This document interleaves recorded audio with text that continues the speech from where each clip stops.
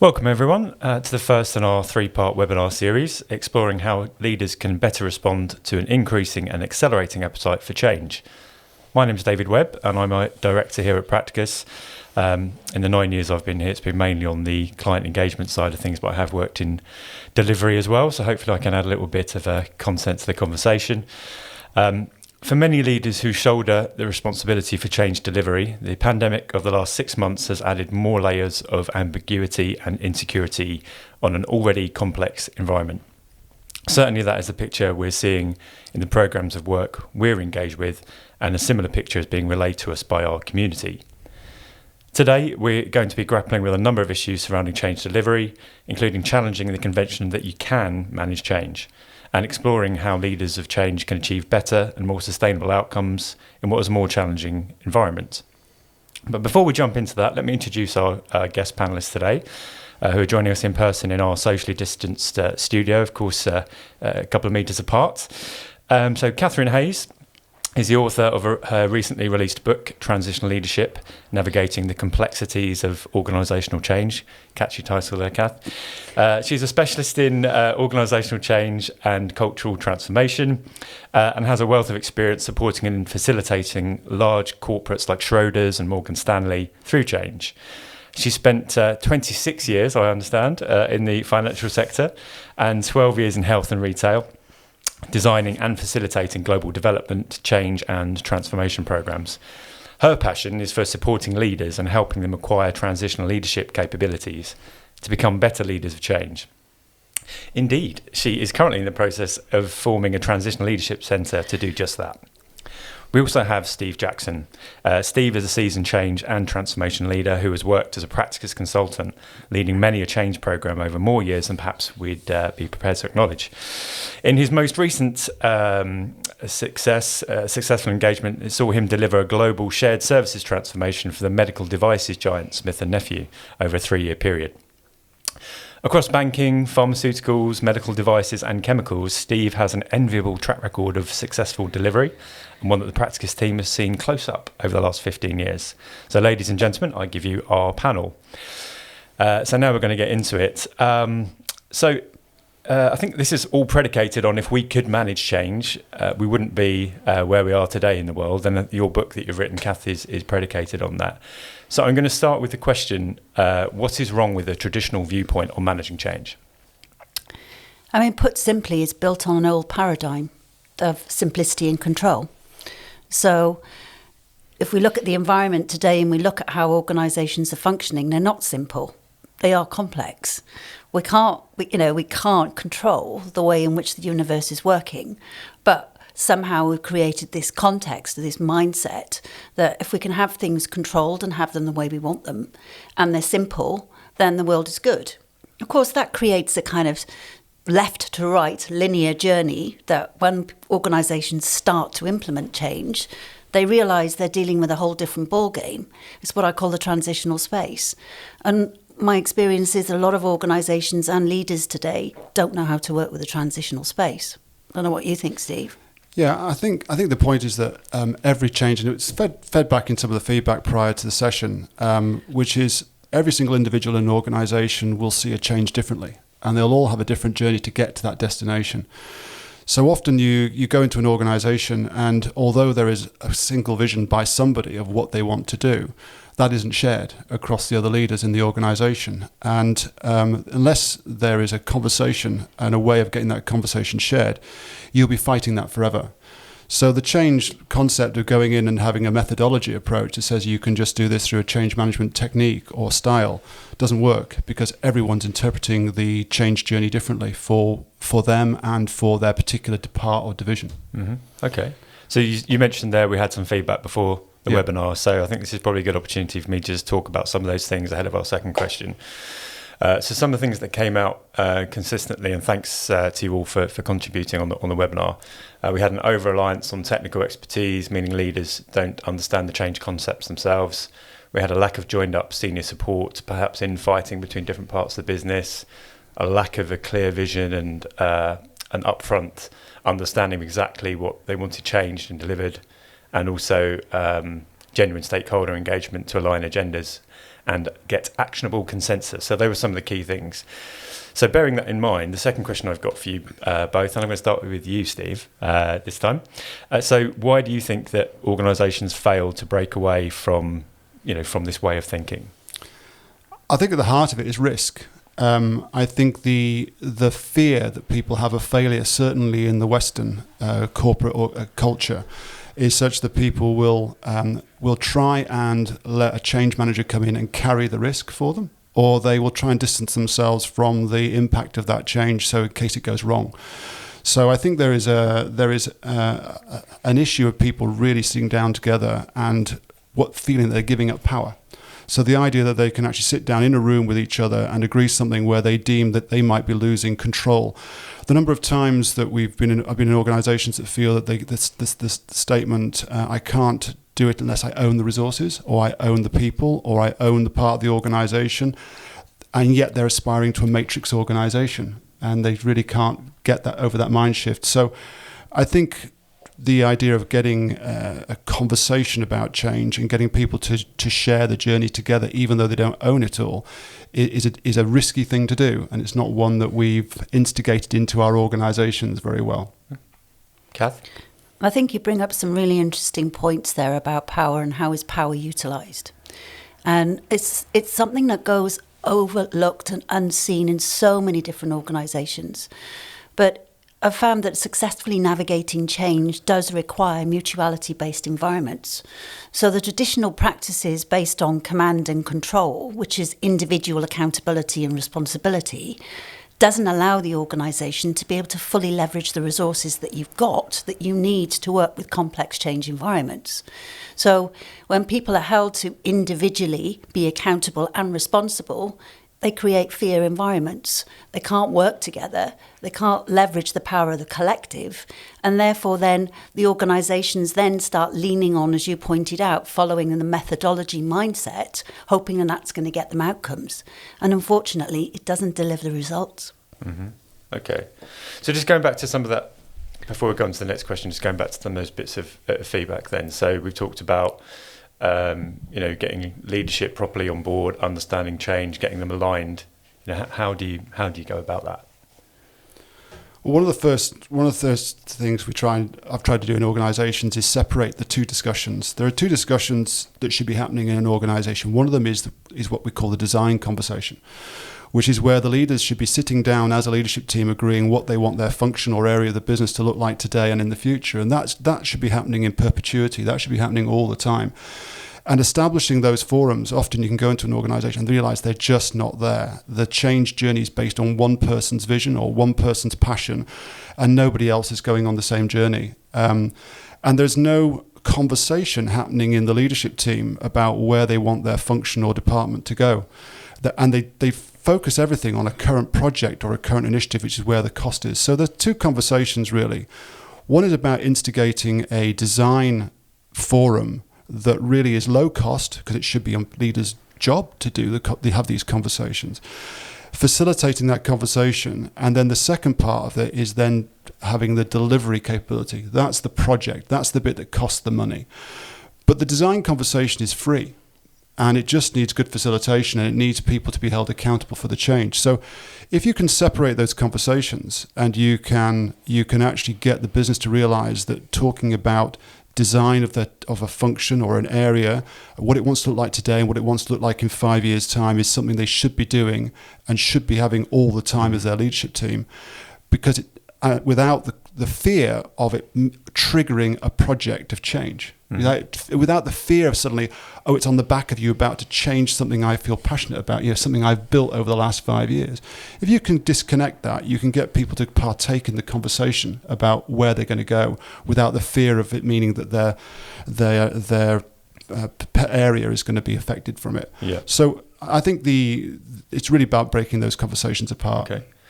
So Kath, on a similar theme, obviously you've helped us through our own internal transformation program at Practicus over the last year and a half, must be something like that. Yeah. And that's the first time we've done that as a business, and the first time we've had all the senior leadership team together, and you helped us work through that, and it was a painful process at times, but ultimately we did get that shared sort of vision. So why doesn't that happen more often in organisations?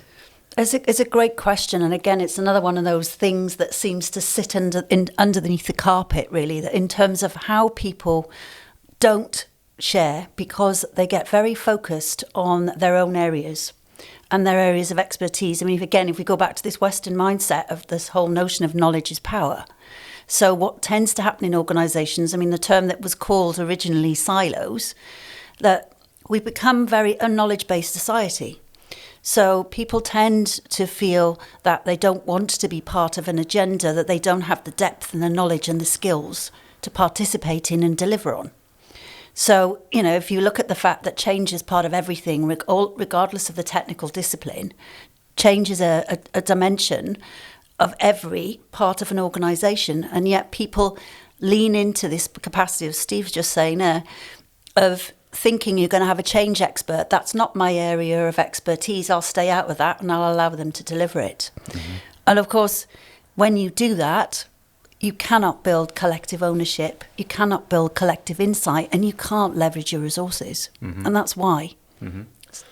And just got one more question on this sort of area before maybe move on to the next one. So, Steve, I heard you telling an anecdote at some point about, when a client of yours in the past, you'd gone in to deliver a change program, and they almost were, suggesting it was your program being done to them, and you had to remind them actually, no, hang on a minute, this is your program, and you've asked me to deliver it. So when you've got that sort of not ownership problem, and hopefully you've taken the leadership team through that, vision and strategy, and then they try and offload it. How do you go about passing that back to them and reminding them actually this is your baby that I'm trying to deliver for you? Yeah, I think what's crucial is that in every change journey that you identify the key roles and you don't disempower those leaders from that responsibility. It's very easily done because someone doesn't deliver on their actions or deliver on their promises. You have a meeting coming up and you step into the breach as a leader, as a change leader. And actually you've got to make sure in the preparation for those meetings that the right people will say the right thing at the right time. So I think and that takes a lot of work. Even with the Smith and Nephew reference now, we're working on a new part. And it's taken 6 months just to get people who thought they were already on the same page to be on the same page. Mm-hmm. And for the leaders to recognize that they have to run that meeting and they have to own that design. So it's taken time to get people to actually understand what that change meant for them, and therefore be willing to step up to their responsibility in a meeting to represent their area effectively. So a lot of the change role is orchestration behind the scenes. It's actually not being the front guy in a meeting. It's actually having lined all the people up to present. It's like, I use the analogy of being the conductor of an orchestra. At the end of the day, it's the orchestra that should get the praise. It is not the conductor. The conductor takes the final bow and then disappears to the next gig and allows the orchestra to take the praise. Ideally, you're doing that. You're allowing the orchestra to shine, but you have helped them get to the performance they wanted to do, and then you can move on to the next thing. So I think a lot of the role, and that's why it's not traditional change management where you can follow a methodology.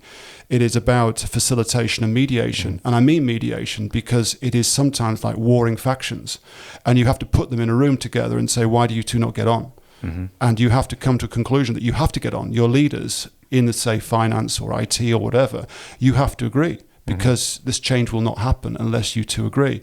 And then you need them to actually stand up at the next meeting and say, yes, we agree. Yep. Not you saying, I've got these two to agree. So it's about that facilitation and mediation, and that I think is really about shaping that conversation. Yeah. Okay. So we've got a couple of questions that have come through, actually, as we've been talking around these subjects. So in the interest of keeping everyone interested, I'm going to go to those, if you don't mind. Go ahead. The first one is from Andy Crane. Thank you, Andy. It says, building on your point, Steve, and he mentions HR practices, in his view, do not support collaborative working. For example, reward management supports individual delivery. Does it reward cross-functional working? So have you got any comments on that comment? Well, that's an interesting one, actually, because again, it goes back to the structure of the culture and the functioning of the organisation. So a lot of organisations see reward structures as being fundamentally different from their core purpose and their strategy. So that's an indicator of what happens when you get splitting inside an organisation and your structures, your processes, your systems are out of alignment with the purpose and the strategy. Mm-hmm. And of course, when that happens, what you're doing is you're creating an incentive for people to move towards that they feel they will get rewarded for, that's out of kilter with what the organisation is about. And it's interesting because I did quite a lot of research into this quite a number of years ago in the 90s. And what we found was this fascinating piece around people feeling accountable and responsible when they were held together for their rewards as a collective versus an individual. Mm-hmm. And actually we started to see it in sales teams that they generated way, way, way more revenue than the sales teams that were just holding people to individually be accountable for what they were delivering on. So it's a classic. When you say splitting then, just for clarity, does that mean when, a structure or process reward mechanism isn't aligned to strategy? Is that what you mean by that? Yeah, and it's not aligned to itself. So splitting comes in many dimensions. One is through technical skills and capabilities. So you can have what used to be called silos. So splitting through technical knowledge and expertise, so finance, operations, HR. So organisations can split that way. The other splitting they can have is when factors of the operational functioning, how their places work, are out of alignment with their purpose and their strategy. Mm-hmm. Or if you're focusing too much on one area. So if your reward structure is out of alignment, that's what you're going to get, is people are going to be aligning their behaviour to what they're actually going to be rewarded and paid for. Okay. I think also there's a growing practice in organisations to say people write their own targets. And actually, because we're in a culture of self, it's your university degree, it's your exams. We educate people throughout their lives to be about themselves. It's about you getting your exams, you getting your degree, and you looking after your career. It takes a leader to say, actually, I'm going to create matrix deliverables that mean that actually this is a collective outcome of which this is your part of that collective outcome. It's very easy as a leader to turn around and say, you write your own targets. And of course, the individual will write targets that mean that they can control it. They will write the targets based on them. So I think there's so many times we talk about a matrix organization, but we don't write the targets and the reward and base the reward system around collective outcomes because they're harder to measure because who did it? Yeah. And of course, an individual wants to go, well, I want my career to succeed, and therefore I want the target to be something I can control. So there's got to be a balance of the two. There's got to be a balance of those collective outcomes that the team are responsible for, and also the single things that an individual can feel good about themselves and say, actually, I've achieved this in my own right. So I think we're just not very good at gearing our target structure around that. Okay, thank you. So the second question we've got from the audience around this topic is from Obi Hassan. Thank you, Obi.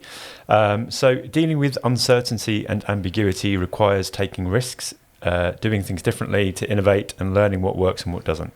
What are the panel's thoughts on how leaders can create the culture and conditions that changes the seek permission and self-preservation instinct to an open culture that encourages learning and experimentation to find what works versus looking to blame in instances when it does not, and new ways of doing things and rewards the risk takers? It's quite a long question, thanks, Obi. But Obi, you touched on a really important point, and there's a lot of articles recently about the benefits of failure and not being scared of failure. And you're absolutely right. Western culture, certainly, we are scared of failure. Again, back to targets. You've got your reward scheme and you try something and you fail. And a lot of very successful organizations, and I think Dropbox was one of them that was cited recently, there was two different schools of thought around that time of shared collaborative space. And one company just sort of tried something with customers, failed, learnt, and brought the product to market 2 years before the purist that sat in a dark room and tried to design it, and was still designing it when Dropbox had already got the product up and running and had successfully implemented it. So there is an element of controlled failure in every project. Certainly if you've got an organization that is so scared of it. Mm-hmm. And it's about saying, right, okay, you've got a vision to completely implement SAP HANA across your whole organization, but let's take that in baby steps, and let's actually recognise we have to dip our toe in the water, and you start one little step at a time about what you want that to be. It could be a small market, it could be a small place, but willing to take the lessons learned from it and take it in a positive way. But we've got to change the dialogue around failure from being one of oh dear, we failed, to well, look what we've learned. Yeah. And that narrative is just not there. So if it's a high risk area, you've got to dip your toe in the water, take the lessons learned from it, and then try and evolve your strategy based on it. But don't be scared of failure, and treat it as a vehicle for learning more. And Kath, what are you saying about that? It's about how you build environments based on mutuality. So again, going back to this notion where we were talking about how is power utilised, what I found is that when power is utilised through the collective, and you've got mutuality-based environments, ambiguity and complexity only exist in relation to what's happening in the external environment. So where you've got a lot of control dynamics in a system, you will have unnecessary ambiguity and complexity to be able to navigate within your existing system. So when you've built integrated environments based on mutuality, the collective, the hearts and the minds and the souls and the collective come together. And ambiguity is not an issue because people feel cared for, they feel supported, and they feel able to take that blank piece of paper and use ambiguity as a competitive advantage for their organisations because they're not on their own. It also means the risk of failure is shared. Absolutely. And no one likes to be the person that's going to be accountable and finger pointed at for the failure.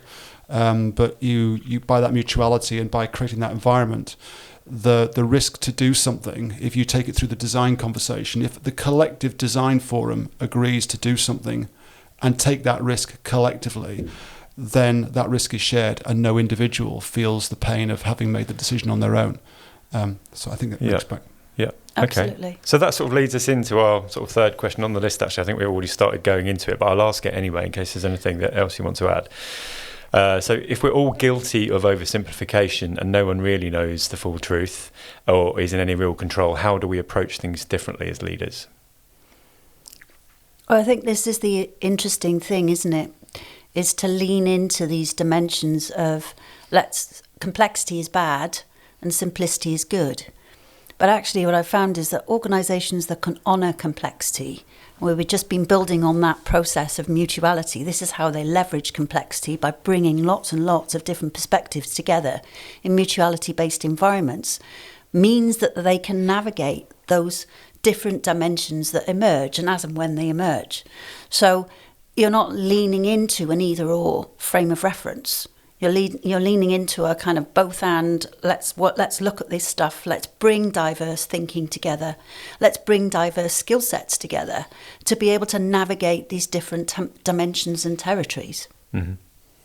Yeah, I think all good change journeys have to be able to have a simple narrative to tell everybody what you're trying to do. Absolutely right. You're not going to win everybody in an organisation if it's a 3-hour long dialogue to describe what the change is. So you need a strap line, you need a message, you need to say that. But then you also need to recognise that the closer people are to that change, then the more that they will need definition and detail. Every change I've been on has been complicated, and it's always involved a journey. And it's always involved a changing journey. So you start off on a Monday thinking you're clear on where you think that journey is, and by Tuesday, COVID strikes or something happens and the world changes. And again, it's about having those leadership forums we talked about earlier in place, so that the response to that change, the response to the complexity of the organisation can be discussed within a small group necessarily, worked through, and we can talk about how we have to tweak the journey in order to compensate for the change or the changing circumstances. And COVID's a perfect example. I know it's been mentioned by a couple of people before. If you look at the organisations who had already built the relationship and the dialogue between them, they can work from anywhere. Many international projects, like when 9/11 struck, suddenly international travel was stopped, teams were able to continue to operate because they'd already built that trust and dialogue, and they could do that over the old technology at the time. It is possible. If it's a command and control where someone sits in the corner of the office controlling their fiefdom, then it will not work and it will struggle from that. So investing in that relationship, investing in that team and getting people to share, you can handle the complexities of change much more effectively than you can if it's a command and control methodology. Yeah. Okay. Absolutely. I've got some other things that have come in from the audience on this topic. So I think the first one's from Anne Cutting. Hello, Anne. I think it's more of a comment rather than a question, actually. It just says benefits of failure needs to be part of the culture. So the Amazon fail fast principle. So I think that's just backing up what you were saying. I do have a question from Roger Killip. Hello, Roger. What are the thoughts of the panel regarding alignment and approach when dealing with a joint venture program, for example? We're dealing with more than one company rather than the challenges within one organisation's transformation. That's a really interesting point, and I think it builds on what Steve was talking about earlier. You need a unifying purpose. So, when you're looking at M&A activity, or you're looking at bringing different organisations together, if they don't have that clearly defined and unifying purpose, that's absolutely key.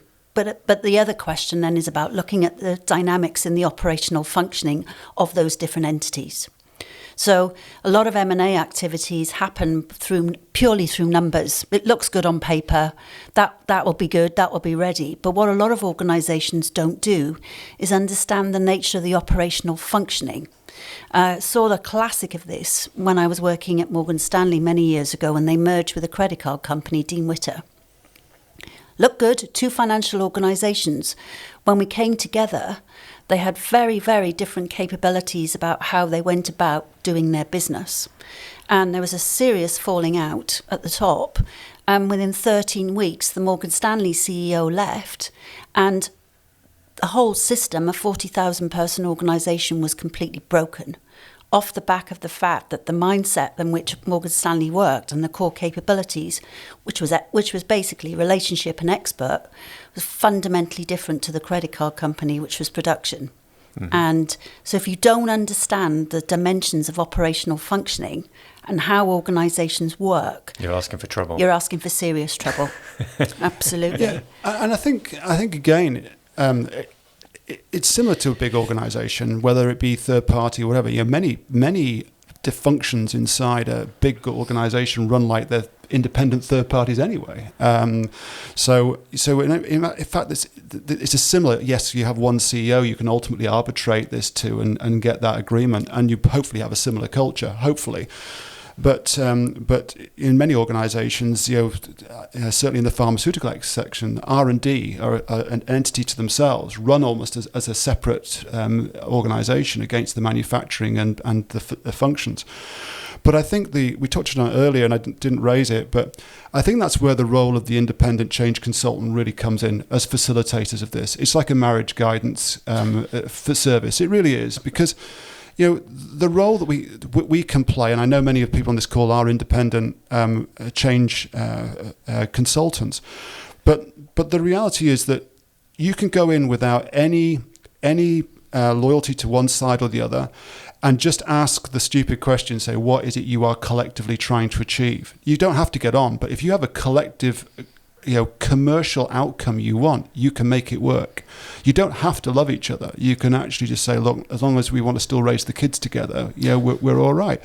So I think the role of that independent consultant to come in, where you've not got that, he's the head of R&D's favourite child or whatever, you can actually come in and we can help it. So it is a question, but it's often in that first 4 weeks when you take on a new assignment, where you have the opportunity, that honeymoon period, where you have the opportunity to bang heads together and say, hang on a second, you've asked me to come in and do something that really isn't defined. What is it you want to do? Yeah. Let me speak to you. Let me get you in a room and let's agree what the hell this thing is. Mm-hmm. And if you can't agree on everything, can we agree on enough to get started? Because no one likes inertia. No one likes things to stop.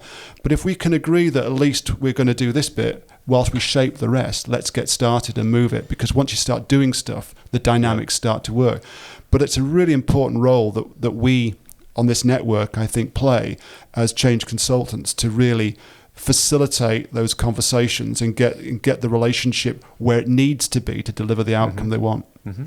I think you raised something interesting there, which is about us as change professionals not taking accountability and responsibility for owning that change process. We're facilitators. Mm-hmm. We are here to support organisations to help them understand themselves and help them bring their change agenda together. The challenge starts to come in is if change professionals start to own the change agenda and they don't join up the system around it. And I think that, again, but we mustn't underestimate the benefit of the methodologies.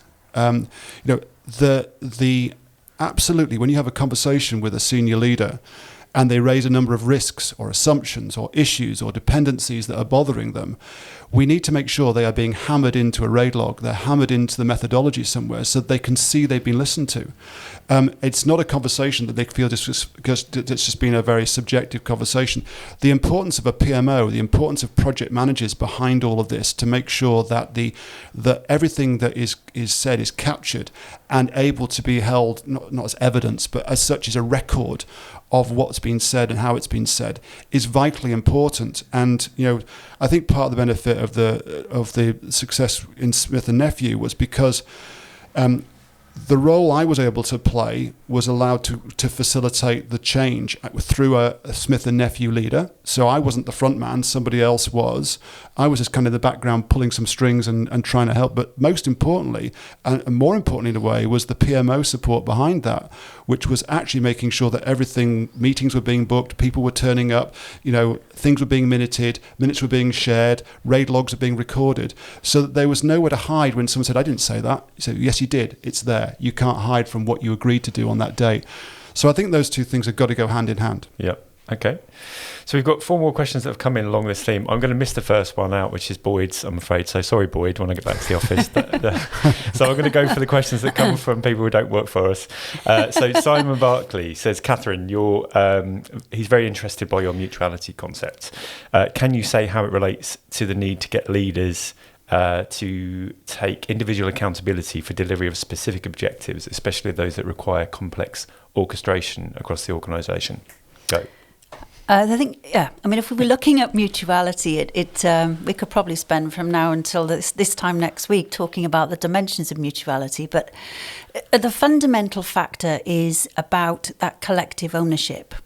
So, what is a leader doing? Are they creating environments? Are they creating context? If they're creating infrastructures for people to work together, for shared thought, for shared understanding. And one of the challenges, I think, to this is how power is utilised in organisations. It's a bit like the sea. It's you can't see it because it's sitting. The seabed is not seen, and so a lot of this stuff goes into the unconscious of how the organisation functions, which is why I developed the operational functioning diagnostic, which gives organisations insight into these dimensions. Because you can go along and you can send people, leaders on training programs and say, you've got to pull your team together, you've got to pull your workforce together. But if they don't understand how that power is utilised and how it comes into practice, that makes it difficult. So, a long answer to the question, understand how the organisation works in the context of how you bring and how you can create mutuality-based environments, because the approach to which you do that will be very different depending on the nature of the functioning of the organisation. Okay. So in the interest of time, I'm going to ask the next question to you, Steve. I'm just a bit conscious that we're already eating up, have already eaten up a lot of our time. So the next one was from Scott Robertson. Hello, Scott.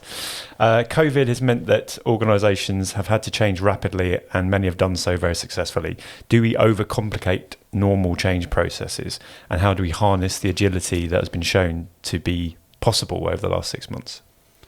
Yeah, I think we do. Hi, Scott. I think we do overcomplicate change, and I think we try and be more sometimes overly prescriptive to people about what they need to do within that. It's again back to the conversation. the vision of a change can be quite straightforward, and I think it's being very clear to people what we're asking them to do within that, and building the conversations to make sure they can keep the dialogue open with the project and the project team, but allow them to be creative, allow them to operate within a scope of responsibility within that change. I think sometimes we feel that when we send people at home, we still got to do this command and control, where I give you a task list to do, and I'm going to think it through, and I'm going to tell you what I think I want you to do by Friday, rather than saying, by Friday, I think we should be here. Do we all agree? And that Monday morning meeting that says, well, what are we going to achieve as a team this week and on the journey? And you just give people the guidance and leaving that empowerment there. There's this fear that because I can't see you, I don't trust that you're working the hours I want you to work. Well, actually, that should be outcome based. So I think we do. I think we overcompensate when something like COVID happens and we send everyone home, that we have to try and micromanage them through a task list. And actually, it's the other way around. Empower someone to work in their own time. I don't care if they do it at 11 o'clock at night or do it at 11 o'clock in the morning. If they've got family commitment, all I'm bothered about is that by the Friday, there's been that collective desire to get something done on time. Yep. And if they're struggling, shout, because we're in this together. Okay, so I'm just going to try and rattle through the next few bit more quickly, if that's okay. So Scott McIntosh, hello, another Scott. Whilst I buy into the concept that there is a benefit to having a broad range of inputs, I've also found that progress is inversely proportional to the number of people involved. How do you build and maintain momentum with the shared accountability model that's being discussed? Again, it all goes down to purpose. So you co-create a purpose. You don't just set one up and expect people to basically deliver to it. So with your key stakeholders and with your people that are involved in that task, you co-create the purpose together. This is something that you guys did as part of your programme. And what that does is it does build shared understanding, which means that when you've got that shared understanding, you've also got that shared commitment. So people naturally then will align because they've been part of the process, as opposed to going back to this control dimension. They're told what the purpose is. Therefore, it's much easier for them to connect to. Mm-hmm. Okay, thank you. Can I come back on that as well? Sure. I think it's a really good question because it's been very recent, that example. A finance design board made up of the great and the good sitting there, and there's about 10, 15 people trying to design one part within that. And the only way to do it is to make the team smaller and tell that group, these three people are going to go away and work up a proposal, but we'll be bringing it back to you. It depends on the level of maturity of the design. So I absolutely agree that there has to be a point where you realise, you can't design a horse by committee, you end up with a camel, the famous saying. Okay, all right. So the reality is that you do sometimes need to be transparent and say, a small group of people are going to go away and work this through. Mm-hmm. They're going to bring it back for the consensus view, but we're going to go away and work on this because we can't wait for you all to be available. Mm-hmm. And then you've got to get there okay to do that. So be transparent, be open about it, get a small group, get them in there, make sure you choose those people carefully. Mm-hmm. Because you need IT and often heavily involved. You need HR often heavily involved because of the implications on people. But get those 2 or 3 leaders that you think are going to be dynamic enough to come up with a vision and be able to help you sell it. Mm-hmm. Okay, thank you. So next point is from Terry Shane. Long time no speak, Terry. I hope you're well down there in Sussex. Very interesting debate, and agree with the challenges and role of the practitioner as facilitator. But if change cannot fundamentally be controlled, can the outcomes and benefits of that change be planned reliably and relied upon by others to be in effect at a certain point of time? Absolutely. If you're enabled to be able to pull these core functions, like understand the way in which your organisation works, understand the size of that gap between how it's currently functioning and how it's related to the strategy and the purpose and where you want to be going with this, and bringing your organisation together through mutuality-based practices, through building, as Steve has been talking, building integrated infrastructures, absolutely you can. Mm-hmm. But I think again, a really good point. The most business cases tend to be written at the beginning and then never dusted off until the end. Mm-hmm. And then surprisingly, they don't often match. But in actual fact, the journey should be that if you create a vision and you set a series of deliverables, at every single point on that deliverable, you re-benchmark the benefits. So you have a target view that you're going to make, but you must be looking at it. Say, well, in this first phase, we reckon we'll deliver this much benefit to this much cost, so that you actually keep the benefit statement always alive and always tracking with the project.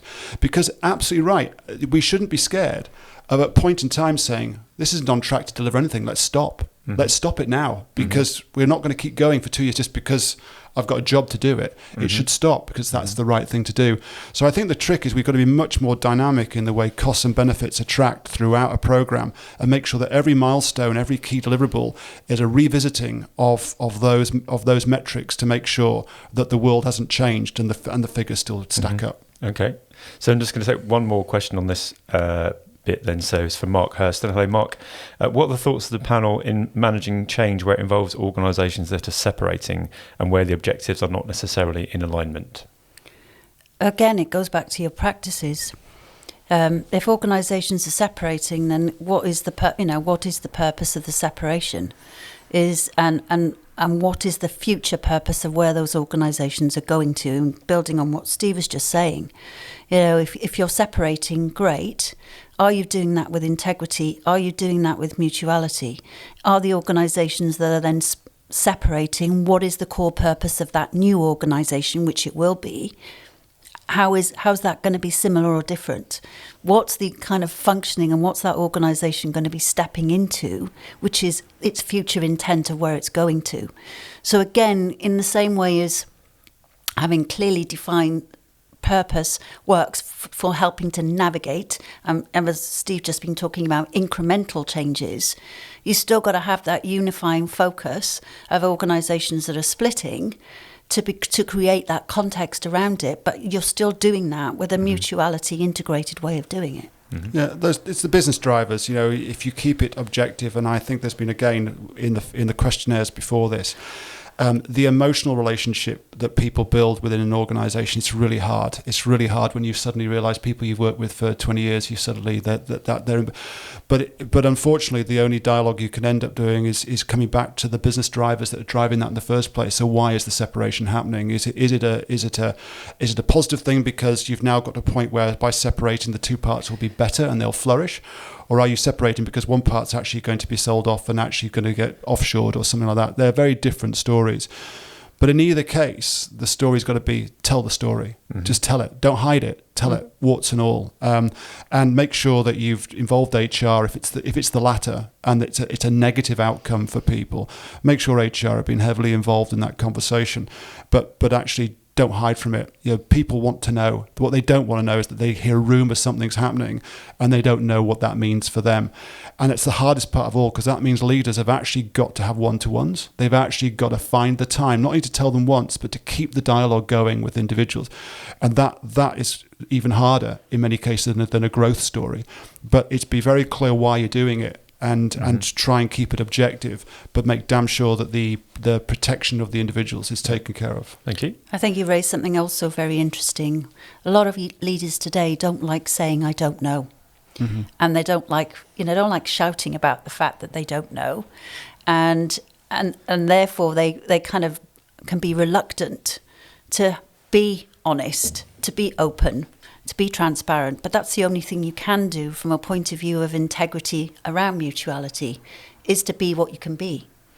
So it's, just because something is unknown doesn't mean to say we can't step into it and we can't create it. But if you're holding back from the workforce and you've not got that transparency, that will create unnecessary ambiguity within the environment, which will make that task even more difficult. Well, I'm glad you mentioned that, because that was one of the other things that came back on the feedback, was the lack of transparency as a common problem. So thank you for mentioning that. So I'm just a little bit conscious of time. So I'm going to move on to our next structured question, which is so looking at focused intent, and you might need to explain what that is, by the way. You presumably need to create a shared vision for change. What are the challenges there? And what are the pitfalls and get-rights when co-creating the design for the future of an organisation? Again, focused intent is going back. So we've mentioned this on a number of occasions about this whole area of purpose. But it's about also looking at it through the dimension of, if the intent is, going back to Steve's point about splitting an organisation or building something new or co-creating that, be transparent and be very clear about it, because that focused intent will galvanize behavior. So if the focused intent is not clear, the purpose of the for me, purpose statements should be built into every operational functioning, whether it's a project, teams, divisions, organizations. If those focused intents are not clear, what the hell are people working towards co-creating? It's a very difficult thing to create that dimension of how people can come together to deliver for an organization as a whole when they're not clear about what is the focused intent or where they're putting their time, their energy and their effort. Mm-hmm. Okay. Steve? Yeah, I think every single leader in every organisation, they hear a vision and they go, great, but the actual thing that bothers them is what's in it for me, and what does it mean for me, and what does it mean to my team and my structure. And I think that's one of the biggest pitfalls, because they often hear the words and they nod in the meeting and say, yes, I get that we want to create a shared services organisation. And they go away and they have their own internal intent, but that's not going to affect me because I don't need that. Okay, so they kind of either switch off from it or they go, well, it's not really going to be my area, so I'm okay, I don't. So unfortunately, again, the role of the facilitator is, and again, that's where change comes in, is to go and have those one-to-ones and say, okay, let me make a connection between problems you've got in your day job with what this could do for you. And you know what, they're there. They turn around and say, I don't have enough support, or I haven't got enough resources to do what I need to do in the financial transit, or my team are too busy doing administrative duties and they don't get a chance to go and business partner with the business on the growth. And you suddenly go, well, the shared services could take all that off you. So engage. So these things could work for you. And it takes time. And that conversation is not going to be done by a CFO. It's got to be someone in the background facilitating those conversations and then bringing them back. And it's okay to sometimes say, right, this actual area is out of scope for now. But let's be transparent. This guy hasn't got an interest in this. So I'm not going to bore him with coming into governance meetings that don't really benefit, but we'll keep them informed. But it's okay for now. But we know that they will join in 6 months because we'll go after these divisions first, but do that one last. And they agree to that, and we'll hook them in at a later date. So it's about building that change journey that's relevant to the stakeholder, and not that oversimplified, you all need to buy into something that you haven't yet been able to interpret as to what it means for you. And that does take time, because I can guarantee a number of areas where you go in and they go, oh, I didn't know that's what you meant. Really simple stuff, like, what does business partnering mean again? Mm-hmm. Well, we've had that term for the last X years and you don't know what it means. Well, not really. I kind of always struggled with it. And then you think, oh, that's what it means. Oh, I'm okay with that then. That's fine. That shouldn't be with me, or whatever. So it's a question of really helping people understand what the change is and helping them understand what it means for them, and then they'll connect. Yeah. Okay. So I'm going to ask our last sort of structured question, and I've got some others sort of coming from the audience if we get time. So if you can't control change, how do you approach overseeing the delivery of change and shepherding it to positive outcomes? Presumably things can still go wrong. What is the role of the leader here when authority has been returned to the workforce? It's really interesting, isn't it, when we hear the language of authority being returned to the workforce, almost as a kind of an implicable dimension that the leaders are not part of that process as well. And I think, yes, it's inevitable. You know, we know that the journey that we start off on, and even with a clarified purpose, it's not a linear left, straight, front to back process. We know things will be different. The minute we start to act them out, the minute we start to try to achieve them, things, new and different things emerge. You know, as Steve mentioned earlier, COVID, who would have predicted that as a dimension probably this time last year. So I think it's that incremental, piece by piece. You're returning authority to the workforce means you're co-creating, you're returning authority to everyone. That doesn't mean leaders, off you go staff, knock yourselves out and deliver on this stuff. What it means is you're all working together in an incremental approach to bring an outcome, and a successful outcome, into practice. Mm-hmm. And Steve? Yeah, I think a really interesting, because I think the getting the design and getting the common agreement falters from the very first conversation. And I think what you actually often have to do is you have to start the conversation by saying, right, I'm going to put some design principles around what we're talking about, some assumptions, some principles that we all agree to. We're agreeing that everything, we're going to offshore to these locations. We agree we're going to do this. We're going to agree to do that. Now, they may change because they're assumptions, but we've got to put some ground rules that allow us to agree a scope of work, recognizing it will change. But they're kind of balanced, risk-based assumptions that you kind of got some principles to there. And of course, once you're within that, you can get momentum. You can start making progress. And I think that's the important thing. There's so many projects that try and be 100% before they start. So you can control change by putting some parameters around it that are still owned by that mutuality team, that group. But then you can explore them, but you can get moving and you can get the delivery of change happening within those parameters. You can start planning based on some assumptions. Then you're making progress. Then you find your assumptions need tweaking. Then you can tweak them, and then you can refine it. And eventually you nail it before you push the button on the actual build of it. And again, that power to the workforce. Leaders are part of the workforce. They need to be part of that, and they need to see their role in that. And they've just got a role like everybody else in that workforce. It just happens to be that their role is to sort of herd the troops and support them. And their role is to support their workforce. They're then meant to be there for their workforce, not to tell the workforce what to do. They're there to help clear channels for that workforce to succeed. Yeah, absolutely. Okay. Well, we've got about 5 or 6 minutes left of the hour that we were hoping people would commit to. So I've got some more questions to ask you. Just for those listening at that point, we won't be offended if you start drifting off, but if you'd like to continue listening, we'll be here for a little while longer. So I've got another question here from Obi Hassan. In my experience, to change a culture fundamentally requires inspirational leadership that many incumbent leaders are not skilled at. For example, creating the mutuality conditions that Catherine referred to. What are the panel's thoughts on the best ways we can help to develop these leadership skills in existing leaders, or do we need to replace them? Yeah, I think, Obi, it's a really good point. And I think the change journey of every project is only the start of that change. I think for every single project, you've got to look beyond where you want the organisation to be. And it's interesting, one of the concepts is, if you ever look at an organisation's values statement, it's normally because they're the values they aspire to, not the values they have. So you can guarantee when you look at an organisation, when you start looking at their values statement, it's because that's what they don't do. And so many of them have got collaboration, partnership, matrix management, trust as value statements, because that's what they still aspire to be. So if you grab those values that often are stated in most organisations and let the program operate within that, it says, okay, at the end of this program, we hope to look like this, recognising that starting point might be, as you say, quite low down that capability of matrix and leadership. But you actually got to reinforce to the organisation, what do you want to look like at the end of this project? Not only about the what we've delivered, but the how we operate with each other.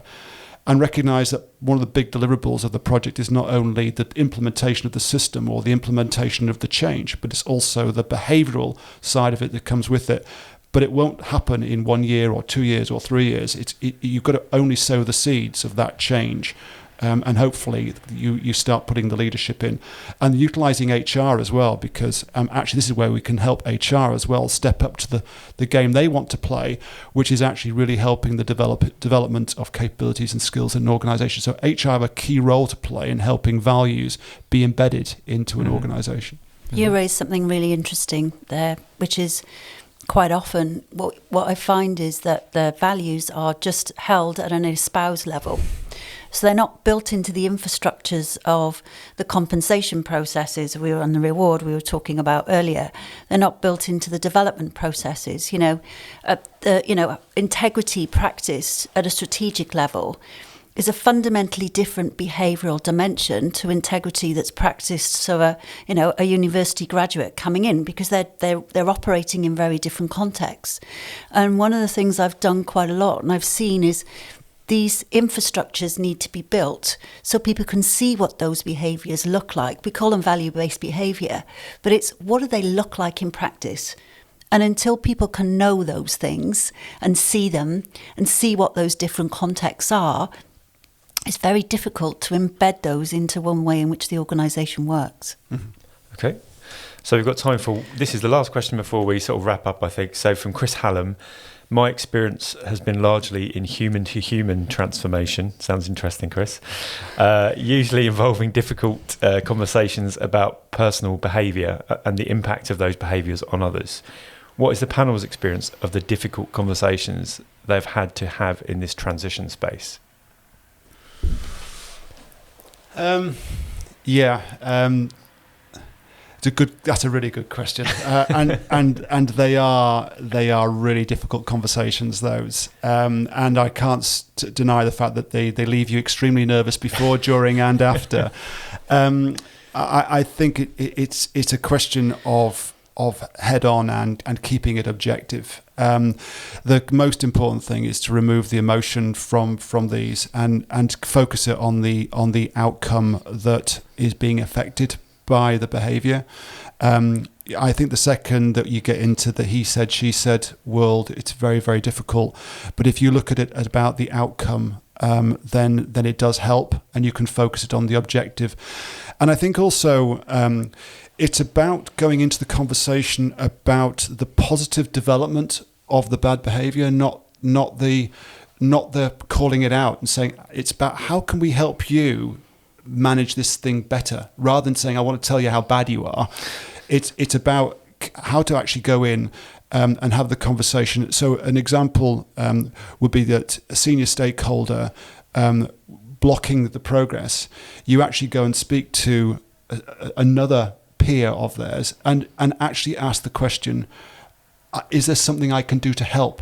Because this person's obviously not happy with this. Is there something that's getting in the way that I can help that individual so they can get it?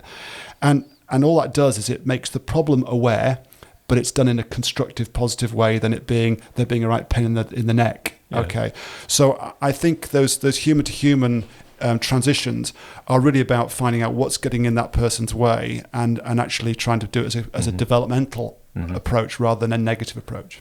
I completely agree, Steve. I think helping people see and giving them very tangible practices associated with how they are getting in their own way, whether it's just their way or whether it's the way of their team or even the organisation. When you can give people data about the impact of behaviour or the impact of outcomes and showing how they're getting in their own way, sometimes it can help quite a bit rather than it being taken personally. And real simple questions, when you do this, what are you thinking? What are you doing? Because if you're getting this outcome, that's really not helping you or the people around you. So I think taking the emotion, as you say, out of it, putting facts on the table and helping people see that when they do certain factors and certain things, it's not in alignment with either the purpose of their team, their organisation.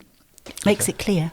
And I think also trying to engineer a situation where you see it yourself. I've had many examples where people said this person's doing this behaviour, and I said, well, I'm not going to take your description of that. I'm aware of it, and I think I see it, but I'm going to engineer a situation where I see it myself, because that means I can have the conversation with that individual about what they did to me, and I can then leave the person that's bothered about it out of the conversation. So it's actually about engineering it, and that might be pushing a button on them in a meeting deliberately to actually get the response you want, because they can be sweetness and light to yourself as a senior leader, but actually being a real horror to some of their subordinates. So you've actually got to try and engineer the situation so that you're talking from your personal experience about it rather than talking on behalf of somebody else, because that's always dangerous. Absolutely. I think I'd need a stiff drink before doing something like that personally, but that sounds good. Okay, so just we've reached the end of the hour that we'd ask people to tune in for. So I just want to sort of come up with some sort of conclusions. I'm going to put you on the spot really at this point. So if there was one or two things that you think are key takeaways from everything that we've spoken about, what would you say they are? One, invest time in understanding how your organisation works in practice. I'm not talking from a high level strategic point of view. I'm talking about a fundamental. How does the place work? If it works well, what are the factors that are contributing to it? If there's challenges, what are the other factors that are contributing to the challenges? And the next point would be around invest time and energy in understanding how to create mutuality-based environments. Mm-hmm. Thank you very much. I think for me it's the role that we as professionals in the world of change management play. I think you kind of almost want to be in the background of all of this, and you want to be able to move on at the end of it and not become integrated into the organisation. So it's really about making sure that you facilitate and mediate that change, and you always try yourself to be seen as the voice of reason. So when you can get into a situation where warring factions in an organisation come to you and they see you mutually as being the voice of reason because you've not got any axe to grind, you're in and you're out in some time in the future, that is a real win-win situation. Then people are telling you what's really going on and you can actually influence change. And then you can find the levers that get you the mutuality that Catherine's been talking about. Okay. Well, thank you both ever so much. I thought it was really interesting. Hopefully everyone else did too. So just before we let everyone go, just want to signpost the next couple of webinars that we've got coming up. So we have Successful Leaders Learn to Work with Ambiguity, but How? That's on October the 28th. And we also have Are You Set Up for Successful Change on November the 25th. So please do register and dial into those if you can. We probably could have talked about this subject for the whole day. And obviously we've not been able to cover every question or comment that's come in. So we'll endeavour to look through those and get back to those people. And don't forget, those that are listening, we also have our free Ask the Community service where you can explore these topics in depth with Kath or Steve or someone else if there's someone better place to do it for your particular inquiry. So if you're not familiar with that, please do get in touch. We'll be pleased to tell you more about it. So thanks again and have a good day. Thank you, everyone. Thank you.